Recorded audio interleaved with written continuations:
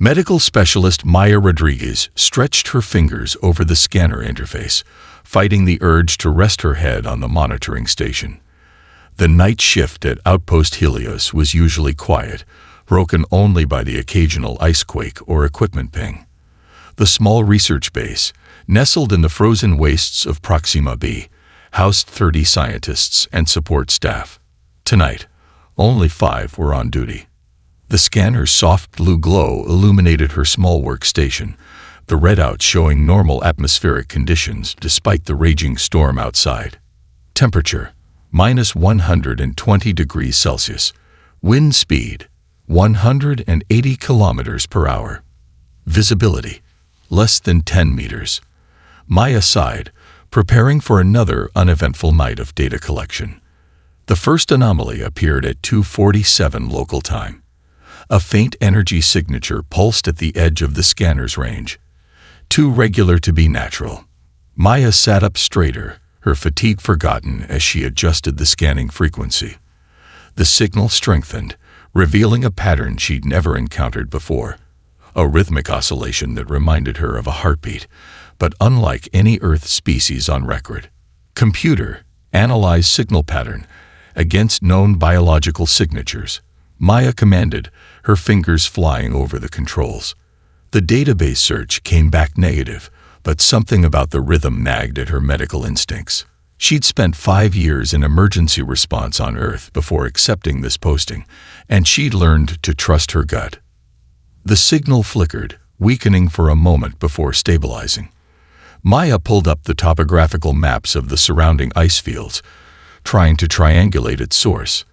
The computer placed it approximately 40 kilometers north, deep in the uncharted territory locals call the Howling Waste. Protocol demanded she alert Base Command, but Commander Chen wouldn't authorize a rescue mission in these conditions.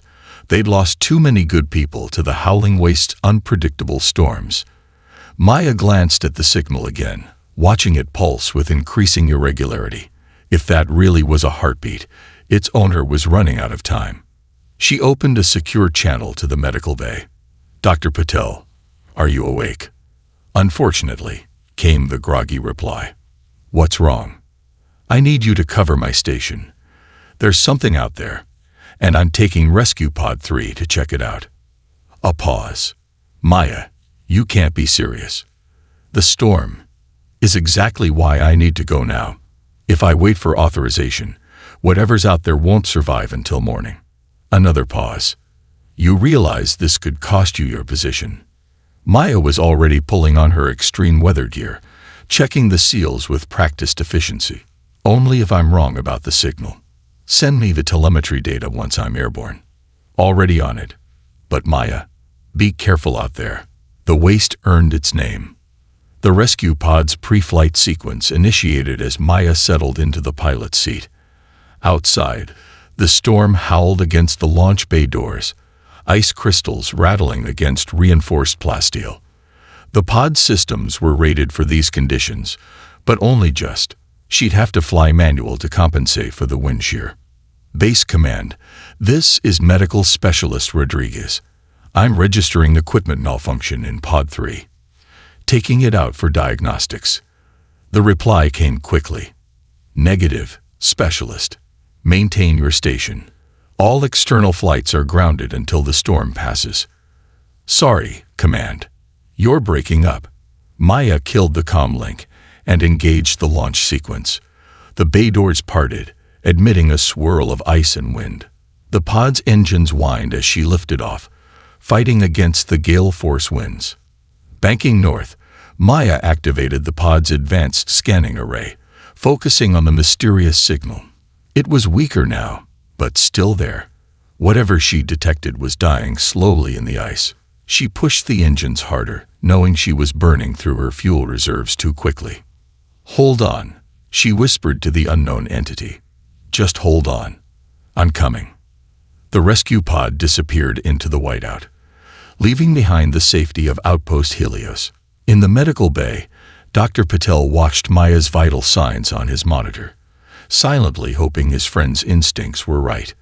The storm raged on, swallowing any trace of the small craft and its determined pilot. The rescue pod's sensors pierced the swirling white void, mapping terrain features through the blizzard. Maya kept her eyes fixed on the signal's coordinates, making constant adjustments as wind gusts threatened to throw her off course. Her fuel gauge had already dropped to 60%. The storm was forcing her to burn through power faster than anticipated. The first glimpse came through a momentary break in the whiteout, a glint of something distinctly artificial. Maya adjusted her course, bringing the pod lower as her sensors detected a large mass ahead. The storm parted just enough to reveal her target, and she felt her breath catch. Half buried in the ice lay a vessel unlike anything in human records. Its hull seemed to be made of translucent crystal, organic curves flowing like frozen water. The ship was nearly 3 times the size of her rescue pod, its surface etched with intricate patterns that seemed to pulse with faint inner light.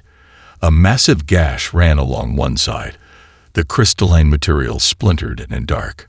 Maya set the pod down 50 meters from the wreck, activating her suit's environmental systems. "Dr. Patel, are you receiving my visual feed?" "Affirmative." His voice crackled through the comm. "Maya, that's not one of ours." "No," she agreed, checking her medical kit one last time. "But something's alive in there, and it needs help." The moment she stepped outside, the wind nearly knocked her off her feet. Maya activated her magnetic boots, fighting her way through the storm toward the crashed ship. Her scanner showed the life sign growing weaker with each passing minute. As she approached the gash in the hull, her headlamp revealed an interior that defied conventional engineering. The walls seemed to grow from the floor, forming smooth, flowing corridors that branched like crystal formations. The air inside was thin but breathable, and significantly warmer than outside. Maya followed her scanner deeper into the ship, noting how the internal lighting responded to her presence, creating a soft glow that followed her movements. The life sign led her to what appeared to be a central chamber, where the crystalline growths converged in complex patterns. That's when she saw the eyes. They glowed with an inner light, like opals catching fire, set in a face that was both alien and somehow noble. The being lay trapped beneath a fallen crystal formation, its silvery skin having an almost transparent quality. It was humanoid in basic form, but there the similarities ended. Its body seemed to shift between solid and translucent, and delicate crystalline structures protruded from its joints and spine. The alien's eyes fixed on Maya, showing clear intelligence and pain. It made a sound like wind through crystal, and Maya's translator struggled to process the language. "I'm here to help," Maya said slowly, approaching with her hands raised. "I'm a medical specialist.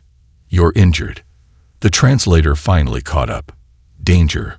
Must warn. Sabotage." Maya reached for her medical scanner, but the readings made little sense. The alien's biology seemed to operate on principles she'd never encountered.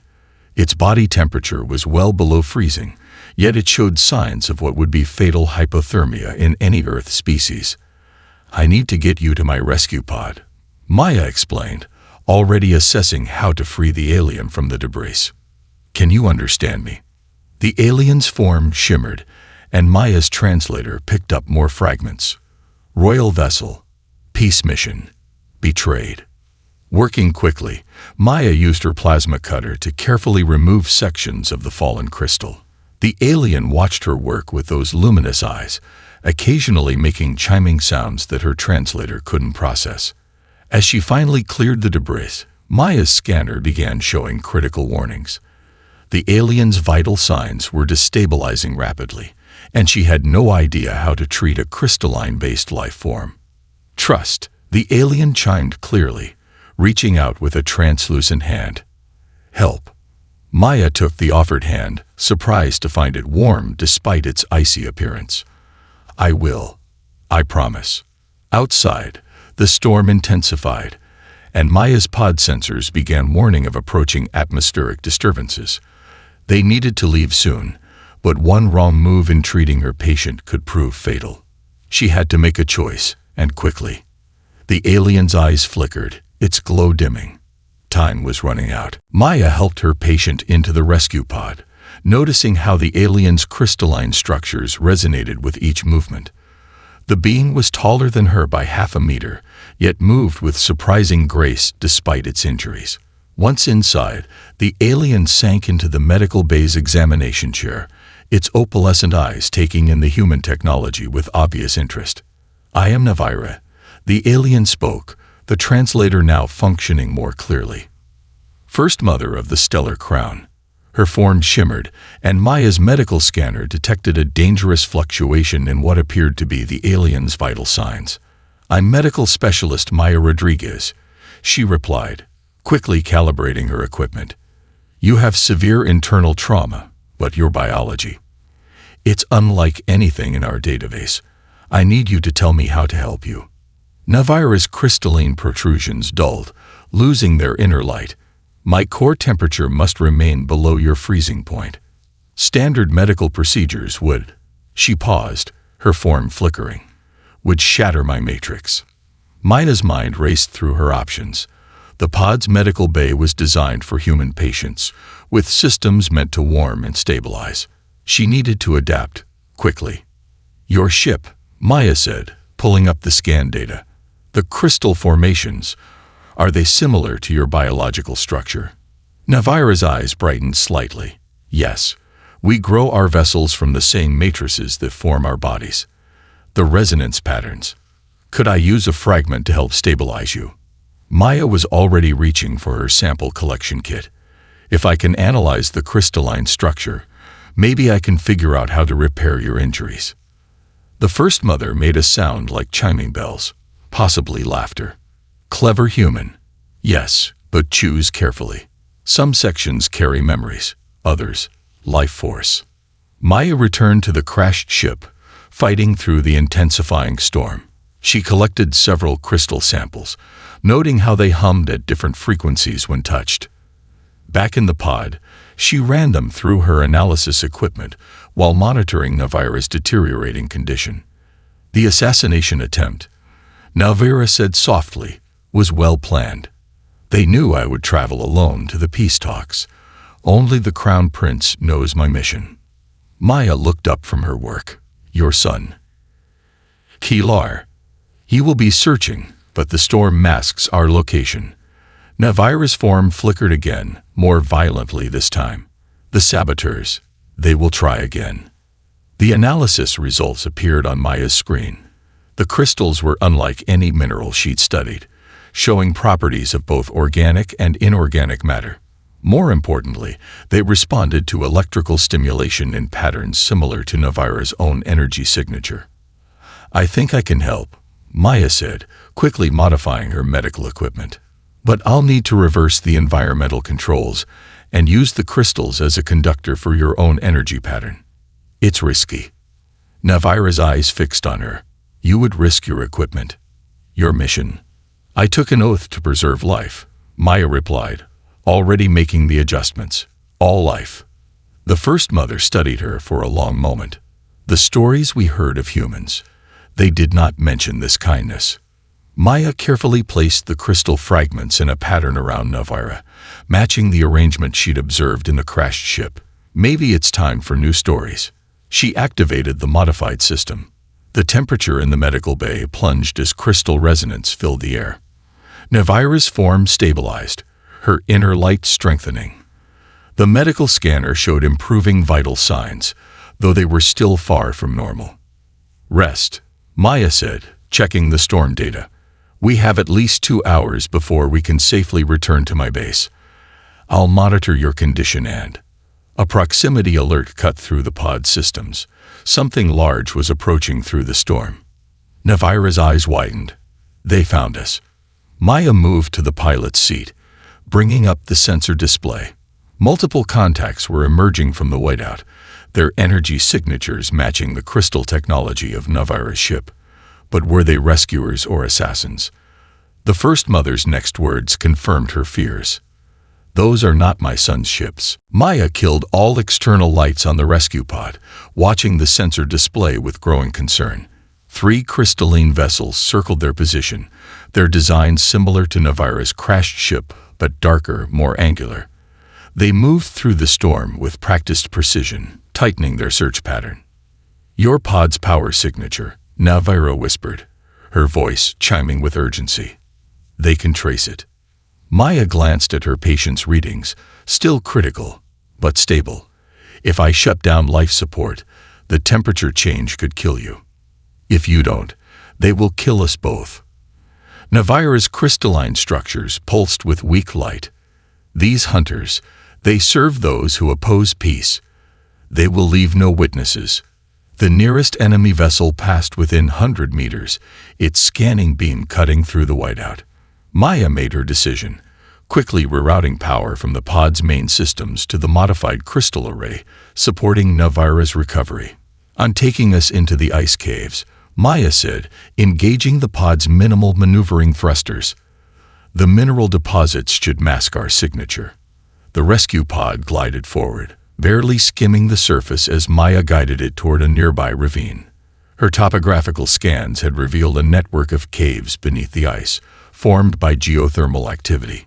It was dangerous territory. The caves were unstable and largely unmapped, but their only option.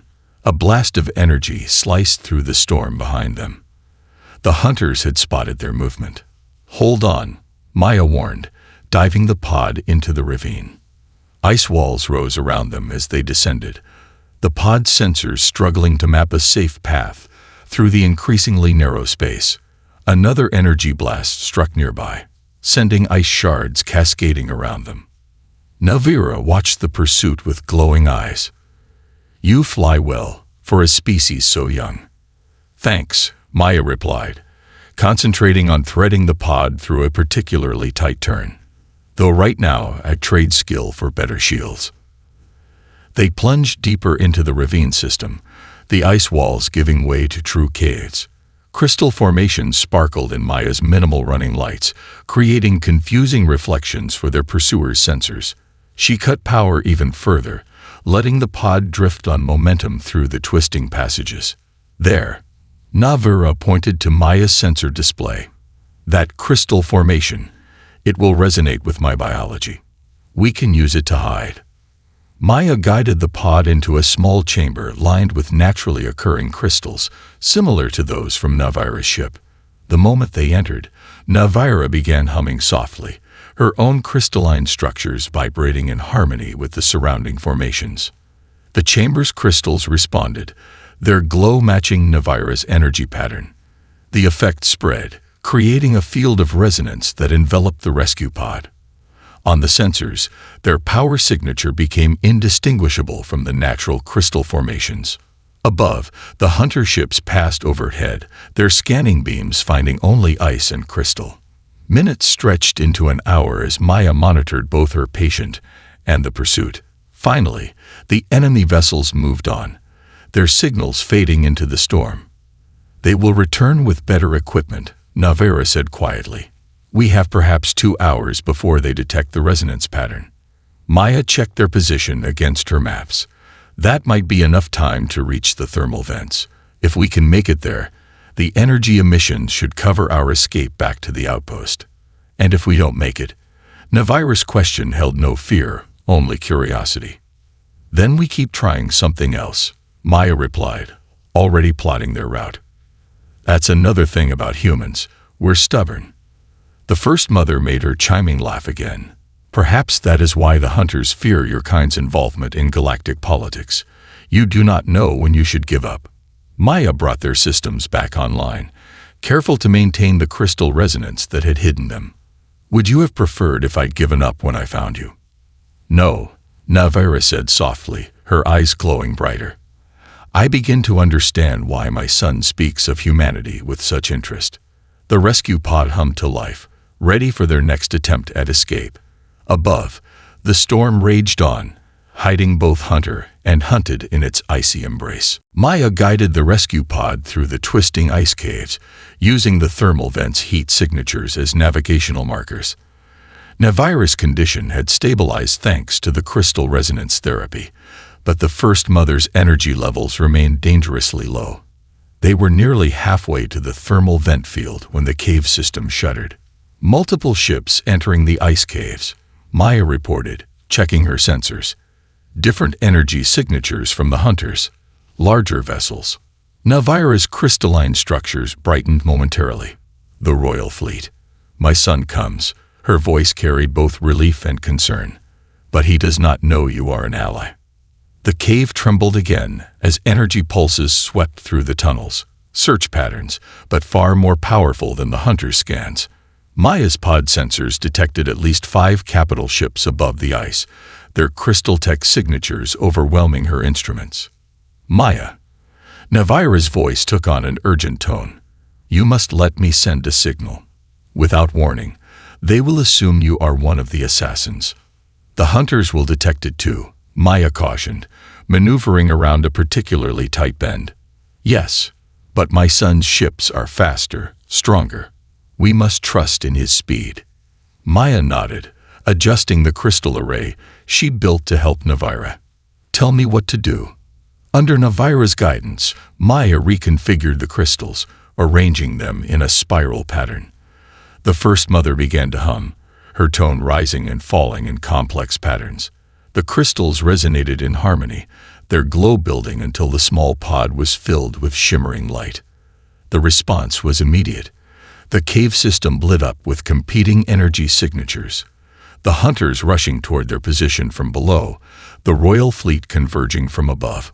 Maya pushed the pod's engines to their limit, racing toward the nearest thermal vent. 3 vessels on intercept course, Maya called out, watching her sensors. Crystal configurations match your ship's design. The Royal Guard, Navira confirmed. Kilar leads them personally. He will.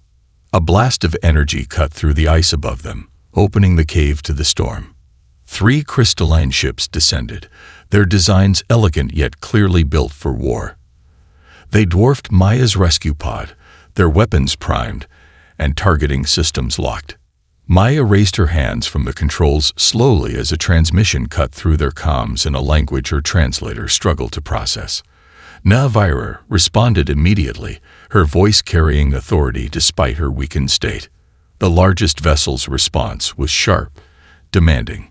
Maya's translator finally caught up. Release the First Mother immediately, or be destroyed. My son speaks from fear, Navira said softly to Maya. Let me show him the truth. She began to hum again, her crystals resonating with a different pattern. The Royal Guard ship's crystals pulsed in response, acknowledging her authority. Through the pod's viewport, Maya watched as a figure materialized inside the lead vessel. Tall, crystalline like Navira, but with darker, more angular formations. Crown Prince Kilar studied the small rescue pod with glowing eyes. Your Highness, Maya said carefully, your mother needs immediate medical attention. I stabilize her condition, but you dare speak to the Crown Prince. A different voice cut in, harsh and threatening. She dares because she has earned the right. Navira's voice rang out, stronger now. This human found me in the ice, adapted her medicine to save my life, and protected me from our true enemies. She is under my protection. The cave shuddered again. The hunters had found them. Energy blasts began flying through the storm as the royal fleet engaged the assassin ships. Kilar's vessel moved to shield Maya's pod, its weapons firing with precise fury. Mother, Kilar's voice had softened slightly. Can you be moved safely? Maya answered before Navira could. Only if we maintain the crystal resonance. I modified my pod system's toe. Then you will come aboard, Kilar interrupted, and show us how to help her. Quickly. As Maya guided the pod toward the royal vessel's docking bay, Navira touched her arm gently. The price of trust, she said softly, is often the courage to give it first. The royal vessel's medical bay gleamed with crystalline technology far beyond anything Maya had seen. Crystal formations grew from the walls in complex patterns, each one humming at a different frequency. Navira lay in the center of a circular platform, surrounded by royal physicians who watched Maya's every move with suspicious eyes. Your methods are primitive, One physician noted, studying Maya's modified medical equipment. Yet the first mother lives because of them. Maya continued adjusting the crystal resonance pattern she'd established. Sometimes primitive works. Your technology is incredible, but you're trying to force her body to heal itself. I'm letting it remember how. Crown Prince Keelar stood at the chamber's edge, his crystalline form radiating barely contained energy. He hadn't left the medical bay since they'd brought Navara aboard. "Explain," he commanded. Maya pulled up the readings from her medical scanner. "Your mother's injury disrupted her natural resonance pattern. Your healers tried to impose a new one, but that's like trying to force a river to flow uphill. I used fragments from her ship, crystals that already knew her pattern, to remind her body of its natural frequency." Navira made a soft chiming sound of agreement. "The human understands our nature better than she knows. Our bodies, our ships, our very civilization flows from pattern to pattern. We had forgotten that sometimes the gentlest current reshapes the greatest mountains." The royal physicians exchanged glances, their crystalline structures shifting colors in what Maya had learned was embarrassment. Keelar stepped forward, studying the simple crystal array Maya had constructed. "Show me," he said, his tone somewhere between command and request. Maya spent the next hour demonstrating how she'd modified her equipment, explaining each step of her thought process. The prince asked sharp, intelligent questions, his initial hostility gradually giving way to genuine interest. The physicians gathered closer, their crystalline forms resonating with growing excitement as they recognized new possibilities in Maya's improvisations. "Here," Maya said, guiding Keelar's hands to the crystal array. "Feel the difference between forcing the resonance and letting it develop naturally." The prince's fingers touched the crystals, and his own structures began to hum in harmony. "It's like listening instead of speaking." "Exactly." Maya adjusted one crystal slightly. "Your people's medical technology is amazing, but sometimes healing needs patience more than power." Navira watched her son learning with glowing approval. "This is why I sought peace with the outer worlds," she said softly. "There is always more to learn, if we open ourselves to new ways of thinking." One of the physicians approached with a complex crystalline device. "We've adapted our primary healing matrix based on your principles. First Mother, with your permission." Navira nodded, and the device activated. The crystal array Maya had built resonated with the advanced technology, creating a harmonious field that enveloped the First Mother. Her injuries began healing visibly, crystalline structures repairing themselves as the combined human and alien techniques worked together. "Remarkable," Keelar breathed, watching his mother's recovery. He turned to Maya. We had been taught that younger species could not understand our ways. Yet you, with your simple tools and creative mind, saw what we had overlooked." Maya smiled. "Understanding comes in many forms, Your Highness. Humans may be young, but we've learned that healing transcends species. Sometimes the best solution is just asking, 'How can I help?'" Navira sat up slowly, her form now glowing with renewed strength. "And that, my son, is why the peace talks must succeed. Imagine what else we might learn from each other." The medical bay hummed with possibility as royal physicians began integrating Maya's techniques with their own technology. Keelar watched them work, his crystalline features thoughtful. "Perhaps," he said finally, "it is time we reconsidered more than just our medical practices." Maya nodded, understanding the deeper meaning in his words. As she watched humans and aliens working together to heal, she realized that sometimes the greatest breakthroughs came not from grand gestures, but from simple acts of compassion. The Royal Fleet's command center bustled with activity as crystalline displays showed multiple diplomatic vessels approaching. Maya stood beside Navira, watching as ships representing 3 different stellar nations took up positions around them. The First Mother had made a full recovery, her form now radiating strength and authority.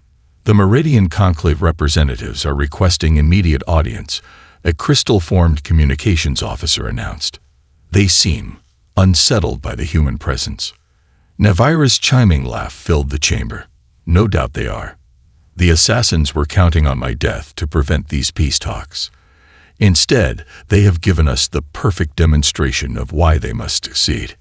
Kilar directed his staff with practiced efficiency, his crystalline structures reflecting the same quiet confidence as his mother's. In the days since Maya's improvised treatment had saved the First Mother, the prince had undergone a visible transformation. His once rigid bearing now held a hint of flexibility, like a crystal learning to bend without breaking. "The conclave must wait," he declared. "First, we honor the one who made these talks possible." He turned to Maya. "Medical Specialist Rodriguez, step forward." Maya approached the central platform, acutely aware of the hundreds of crystalline eyes watching her. She wore a modified environment suit, specially designed by the royal engineers to accommodate her human biology, while allowing her to work comfortably among the crystal people. "Your quick thinking and compassionate heart have changed the course of our history," Navira addressed her formally. "You saw worth in an alien life when others might have seen only difference. You risked your career, your safety, and your life to preserve mine." "I did what any doctor would do," Maya replied, but Navira raised a hand. "No, you did what any doctor should do, but what few would dare. In saving my life, you have opened our eyes to possibilities we had dismissed." The First Mother's crystals pulsed with warm light. "The stellar crown hereby establishes the Rodriguez Initiative." Displays around the chamber shifted, showing plans for a new medical exchange program. Maya's simple crystal resonance therapy had been developed into an entire field of hybrid healing techniques, combining human intuition with crystal technology. "Starting today," Kilar announced, "we will welcome human medical practitioners to study with our healers, and our physicians will train in human medical facilities. Medical Specialist Rodriguez will oversee the program's implementation, with full diplomatic status and resources." Maya's heart raced as she understood the implications. This wasn't just about medicine.